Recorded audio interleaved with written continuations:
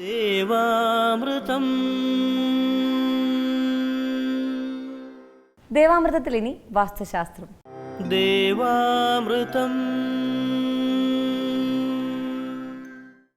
വാസ്തു ജ്യോതിഷപരമായ പ്രശ്നപരിഹാരങ്ങൾ നമുക്ക് ഉപദേശിച്ചു തരുവാനും ഒപ്പം വാസ്തുശാസ്ത്രത്തെക്കുറിച്ച് നിരവധി ധാരണകളെക്കുറിച്ച് ചർച്ച ചെയ്യുവാനും ഒക്കെയായി പ്രമുഖ വാസ്തു ജ്യോതിഷ ആചാര്യൻ ശ്രീ ഡെന്നിസ് ജോയ് ഇവിടെ എത്തിച്ചേർന്നിട്ടുണ്ട്. അദ്ദേഹത്തെ വളരെ സ്നേഹാദരങ്ങളോടെ നമുക്ക് സ്വാഗതം ചെയ്യാം. നമസ്കാരം. ഇന്നത്തെ കത്തിലേക്ക് പോകാം. ഏറെ പ്രിയമുള്ള ഡെന്നിസ് ജോയ് സാറിന് ഞാൻ ആലപ്പുഴയിൽ നിന്നും എഴുതുന്ന കത്താണിത്. ഇവിടെ 40 സെൻറ്റ് സ്ഥലത്ത് ഒരു വീട് പണിയുവാൻ ആഗ്രഹിക്കുന്നു. അതനുസരിച്ചൊരു പ്ലാൻ വരച്ചു. ഇതിൽ എന്തൊക്കെയാണ് മാറ്റം വരുത്തേണ്ടത്? ഈ സ്ഥലത്തിനോ പ്ലാനിലോ എന്തെങ്കിലും ദോഷമുണ്ടോ? സാറിൻ്റെ അഭിപ്രായം അറിഞ്ഞ ശേഷമേ ഞങ്ങളെല്ലാം തീരുമാനിക്കൂ. ദയവായി മറുപടി തരണമെന്ന് വിനായകൻ. ഇത് ശരിക്കും ഒരു എൽ ഷേപ്പിലുള്ള വസ്തുവായിട്ടാണ് കാണുന്നത്. കാരണം വെച്ചാൽ ഈ എൽ ഷേപ്പിലുള്ള ഭാഗം എന്ന് വെച്ചാൽ നമുക്ക് നേരത്തെ ഞാൻ പറഞ്ഞിട്ടുണ്ട്, ഒരു വസ്തു എടുക്കുമ്പോൾ നമുക്ക് അതിനകത്ത് ആരോഗ്യത്തിൻ്റെ പോർഷൻ ഉണ്ടാവാം, വിദ്യാഭ്യാസത്തിൻ്റെ പോർഷനുണ്ട്, തൊഴിലുണ്ട്, ഇങ്ങനെ ഒരു 8 പോർഷനായിട്ട് നമ്മൾ തിരിക്കാറുണ്ട്. ഇതിനകത്ത് നഷ്ടപ്പെട്ടു പോയിരിക്കുന്നത് ദാമ്പത്യത്തിൻ്റെ ഭാഗം മിസ്സിങ് കോർണറായിട്ടാണ് കാണുന്നത്. അപ്പം ഈ എൽ ഷേപ്പിലായിട്ട് വന്നിരിക്കുന്ന എൽ വരുന്ന ഭാഗം ഇവരൊരു ബേസിക് ഫൗണ്ടേഷൻ കൊടുത്തിട്ട് ഒരു ചതുരമോ സമേതരമോ ആക്കിയ ശേഷം അതിനകത്ത് വീട് പണി തുടങ്ങുവാണെങ്കിൽ ഈ വിഷയങ്ങളെല്ലാം പൂർണ്ണമായിട്ടും മാറിക്കിട്ടും. അതുപോലെ ഇതിനകത്ത് ദാമ്പത്യത്തിൻ്റെ ഭാഗമാണ് ഞാൻ കട്ടായി പോയിട്ടുണ്ടെന്ന് പറഞ്ഞിട്ടുണ്ട്. കാരണം വെച്ചാൽ ഇപ്പോൾ ഇങ്ങനെയുള്ളൊരു വീട്ടിൽ നമ്മളൊരു വീടൊക്കെ പണിഞ്ഞാൽ അല്ലെങ്കിൽ ഒരു പ്ലോട്ടിൽ നമ്മൾ വീട് പണിഞ്ഞ് താമസിച്ചാൽ ഒരിക്കലും ഒരു ഭാര്യ ഭർത്താക്കന്മാർ തമ്മിൽ ചിലപ്പോൾ ഒന്നിച്ച് താമസിക്കാൻ പറ്റില്ല. ചിലപ്പം ഭർത്താവ് ചിലപ്പോൾ വിദേശത്തായിരിക്കാം, അല്ലെങ്കിൽ ഭാര്യ മാത്രമേ നടൂ. ഒരിക്കലും ഇവർക്ക് ഒന്നിച്ചുള്ളൊരു ലൈഫ് ഉണ്ടാവില്ല. ചിലപ്പം ഏതെങ്കിലും അസുഖങ്ങളൊക്കെ ഇതിലാർക്കെങ്കിലും വരാനുള്ള സാധ്യത വളരെയധികം കൂടുതലുമാണ്. അപ്പോൾ അതുപോലെ ഈ ഒരു പറമ്പിനെ നമ്മൾ എടുക്കുമ്പോൾ ഈ പറമ്പിൻ്റെ മദ്യം മുതൽ 9 ഭാഗങ്ങളായിട്ട് തിരിച്ചിട്ട് ഇതിൽ പിശാചി വീതിയും കാലവീതിയും നാഗവീതിയും അഗ്നിവീതിയും ഒഴിച്ച് വീട് വെക്കാനായിട്ട് ഇവർ ശ്രദ്ധിക്കുക. അതുപോലെ ചുറ്റളവ് 150 സെൻറ്റിമീറ്റർ കൂടി ഇവർ കൂട്ടിയെടുക്കുകയാണെങ്കിൽ അത് 81 കോലിൽ വരും. 16 വിരലാണ്, തിരുവാതിര നക്ഷത്രമാണ്, യൗവനമാണ്, ഉത്തമമായിട്ടുള്ള കണക്കിലാണ്. അത് വൃഷയോനിയിൽ വരികയും ചെയ്യും. മറ്റ് ദോഷങ്ങളൊന്നും അതുമായിട്ട് ബന്ധപ്പെട്ടില്ല. അതുപോലെ മെയിൻ ഡോറ് ഇവർ പ്ലാൻ ചെയ്യുമ്പോൾ അത് കിഴക്കോടൊക്കെ ഭാഗത്താണെന്നുണ്ടെങ്കിൽ വീടിനകത്ത് സാമ്പത്തികമായിട്ടൊക്കെ നല്ല ഉയർച്ച ഉണ്ടാകുന്നതിന് കാരണമായി തീരും.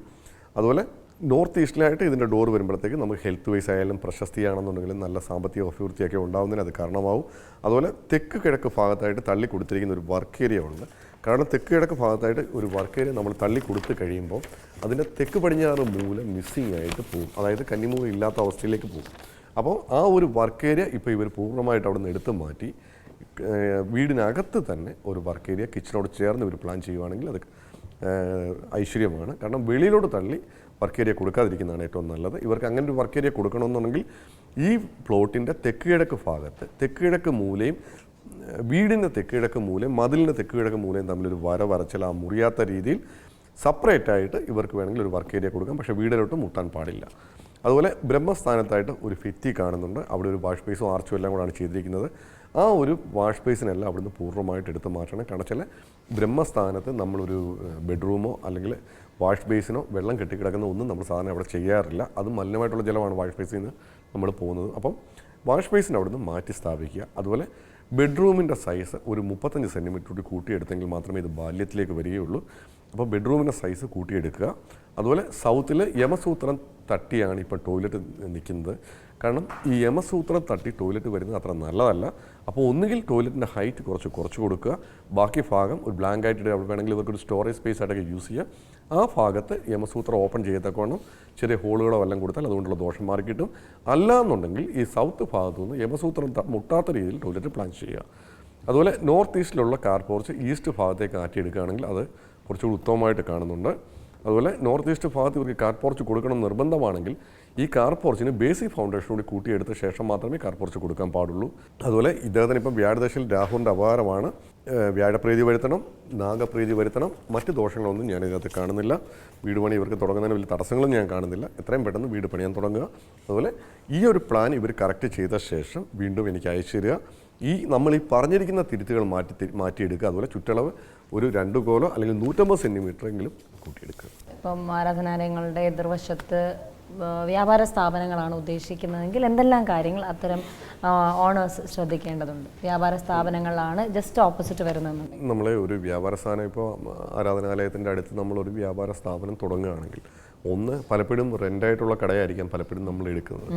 അപ്പോൾ ആദ്യം ഈ പറഞ്ഞ പോലെ നമുക്ക് അതിനകത്ത് കൃത്യമായിട്ടുള്ളൊരു രീതിയിൽ വാസ്തു വെച്ചിട്ട് നമുക്കതിനകത്ത് ചേഞ്ചസുകളൊന്നും വരുത്താൻ പറ്റില്ല. ഇപ്പോൾ വീടുകളാണെന്നുണ്ടെങ്കിൽ നമുക്ക് അതിൻ്റെ അളവുകളോ അല്ലെങ്കിൽ അതിൻ്റെ ഹൈറ്റുകളും ഒക്കെ നമുക്ക് ചിലപ്പം കുറയ്ക്കുകയോ കൂട്ടുകയോ അല്ലെങ്കിൽ ഒഴിവ് ചെയ്തൊക്കെ വെക്കാൻ പറ്റും. പക്ഷേ നിലവിലുള്ളൊരു കടയായതുകൊണ്ട് നമുക്ക് ഒരിക്കലും അതിനകത്ത് വേറെ ഒന്നും നമുക്ക് ചേഞ്ചസ് ചെയ്യാൻ പറ്റില്ല.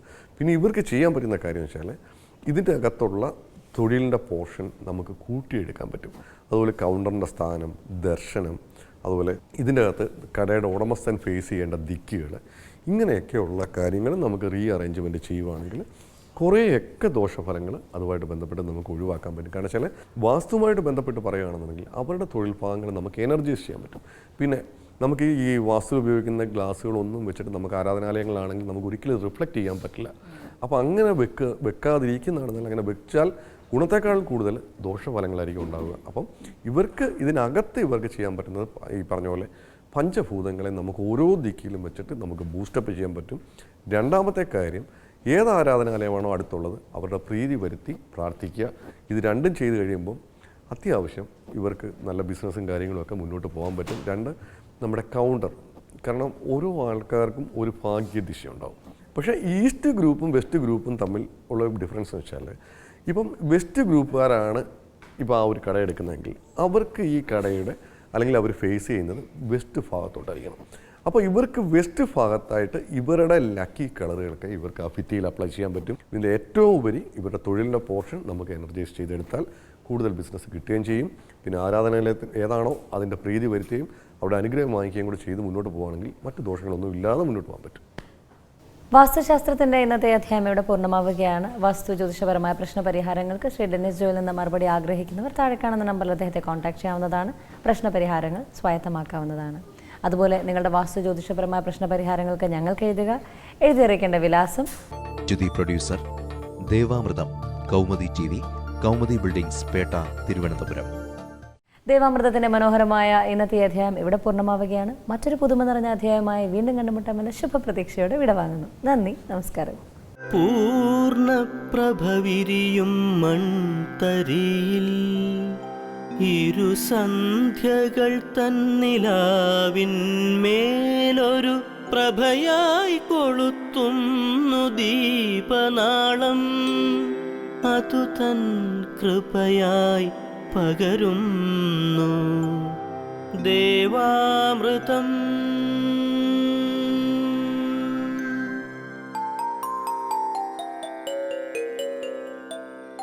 അറിയുന്നു നാം ഈ നിത്യ ചൈതന്യത്തെ ഋതുക്കൾ പകർന്ന ഗുരുവര്യന്മാരിലൂടെ കാലങ്ങൾക്കിപ്പുറവും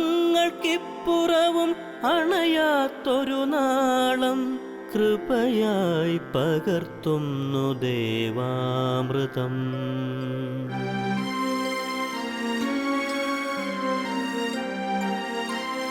മറക്കുന്നു നാം ഇന്നു നമ്മളെ തന്നെ, വേദാന്തമില്ലാത്ത നാൾ വഴിയിൽ അറിവിൻ്റെ ആ ദിവ്യപ്രഭയായി ചൊരിയുന്നു ഗുരുവരുളാകുന്ന ദേവാമൃതം.